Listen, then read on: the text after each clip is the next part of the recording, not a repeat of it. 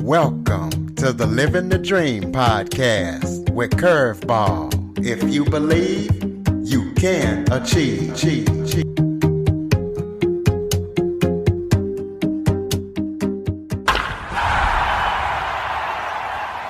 Welcome to the Living the Dream with Curveball podcast, a show where I interview guests that teach, motivate, and inspire. Today, I am joined by singer, songwriter, recording artist, author, educator, and travel connoisseur, Stewart Gatsi. Stewart has had the privilege of living on 4 different continents. He just put out a professional LP, and Stewart is a modern day Renaissance man. Stewart, thank you so much for joining me today. I appreciate that. Thank you so much for having me. So why don't you start off by telling everybody a little something about yourself, kind of giving us a little background.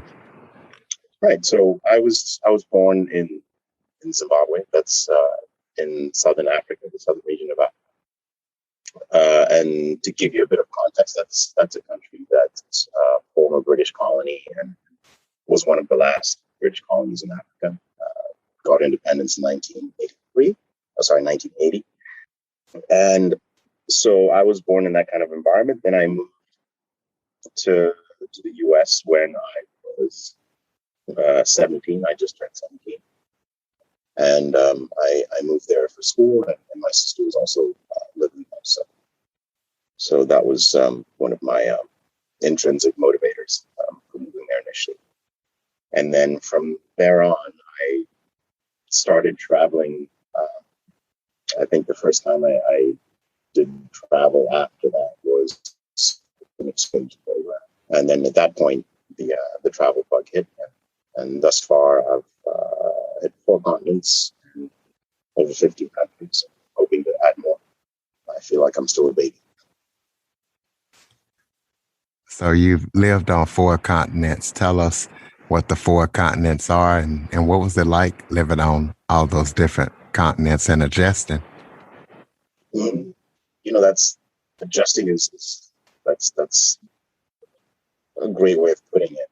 I think dealing with culture shock is something that I still deal with whenever I travel to a new place, but adjusting to a different way of thinking. You arrive in a new country, maybe you don't know the language, you can't read any of what's going on.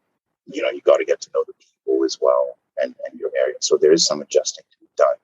But I think that for me, that's also the fun. It's almost like being a baby. A crazy incident that happened, for example, when I arrived in Vietnam for the first time was I just couldn't cross the road because there was so much traffic. There were motorbikes everywhere. People were driving off the curb. Driving the wrong way, according to me. And I remember standing at a traffic stop for about 15 minutes, just trying to figure out how I could get across. And then an old man walked up to me. He was about 60 years old, a Vietnamese man, just came and grabbed me by the arm. And then he stuck up his arm and all the traffic just drove around us. And he walked me across the street. So that's a moment where I actually felt like I was a baby for the first time. I was kind of lost, but I found my way around. Well, you're currently in Vietnam. So what are you doing in Vietnam right now? So right now I work here as an educator. That's what I do part-time. I also pursue the things that I love. So I work on my music. If I'm not working in studio, then when COVID is not bugging us, I'm usually doing live shows. And then I'm also working on putting together my audio for the first time. So talk about how you got into music and writing. And second part to the question is, I know that you're an educator. What are you teaching? So I'm teaching English as a second language, particularly I work with adults, and then I also work with kids that are high school age. many of whom want to study abroad. So I work with them as well, and my experience comes in there too. Tell us how you got into music and writing. I think I actually started writing poetry first, and this was primarily, I think, at the time I was very much an introvert. So having outlets to express myself, I felt like were very limited. So from that, I started writing poetry, and then I realized that I really sucked at poetry, especially when it came to my delivery. But I did realize that I could sing to that poetry. So I just started going with music, and that's what came naturally after that. Well, before we get into your singing, let's talk about your new book. Tell us about your new book and tell us what it's about. So the new book is a travel adventure memoir meets suspense, and it covers myself living, going through my life from Zimbabwe, and each chapter is broken down into a different country that I lived in, and the experiences that lead me to where I am now. And so this was, in a big way, I felt like it was important, especially for your atypical travelers like myself, travelers of color or travelers from countries that maybe aren't so well known around the world. I felt that it was important to showcase my story, even though I'm still very much living now. I felt that it was important to share that with the world. Well, your music, you put out a professional LP. Kind of tell us about that LP and where people can get it and listen to it. Right. So I did the EP. I released it towards the end of 2019. I think I'd been recording music for a long time, but I hadn't really put it together until I met a very good producer, a good friend of mine from the UK who also lives here in Vietnam. And so we started working on some stuff together, and I realized that I had some potential there. And so over the course of a year, I worked on directing and filming my own videos, sort of 7 videos that we did. And then I also did the editing and also just the general funding of the entire project. So that took some time to complete. And then I also ended up touring as well. Ended up in Singapore, Hong Kong, played in a couple places in Cambodia as well, and a lot of places in Vietnam. And also made it back to Zimbabwe and performed a couple of shows there too. So it's been a busy couple of years. Well, I like to do this to my musicians that I have on the show.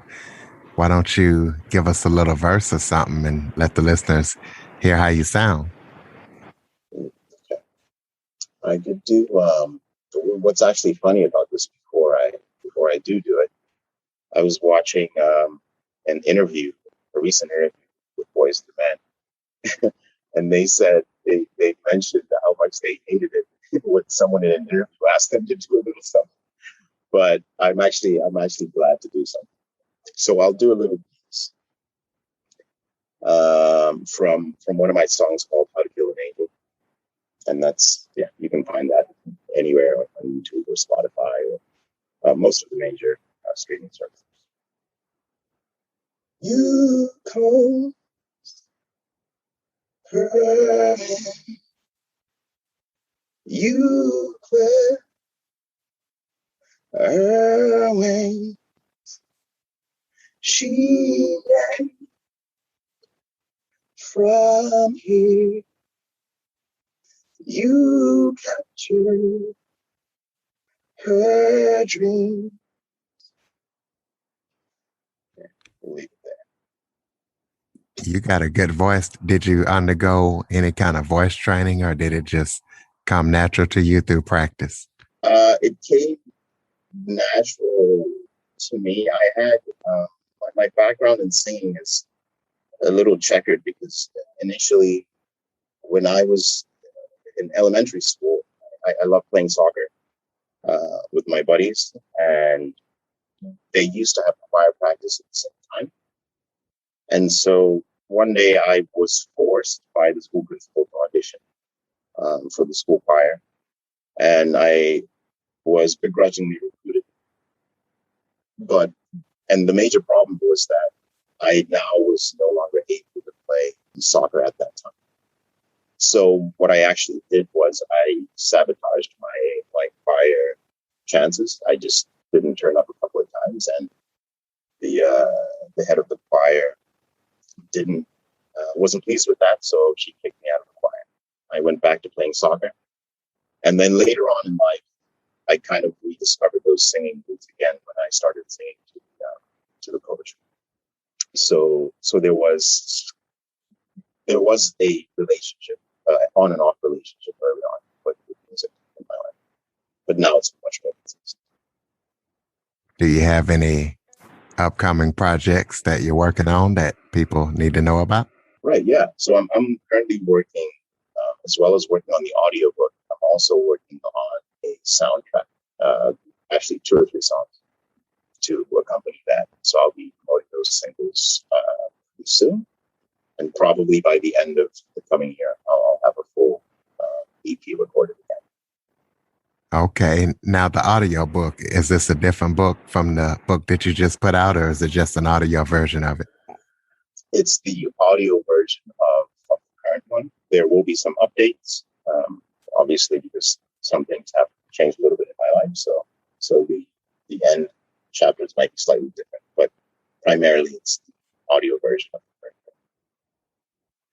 How can people get in touch with you? Give out your contact information if you have any websites or any social media links. Sure. You can find me on stewart.gatsi.com. You can also find me on Instagram as well. I'm not much of a Twitter person, so you won't find me there. But pretty much everywhere else on YouTube, you can find the videos. The book, Rough Guide to Planet Earth, that's up on Amazon, so you can check that out as well. There's the preview that goes through as well. And it's also available on Kindle as well. You have any final thoughts before we close it out? Any advice to give any wannabe travelers or writers or musicians or anything like that?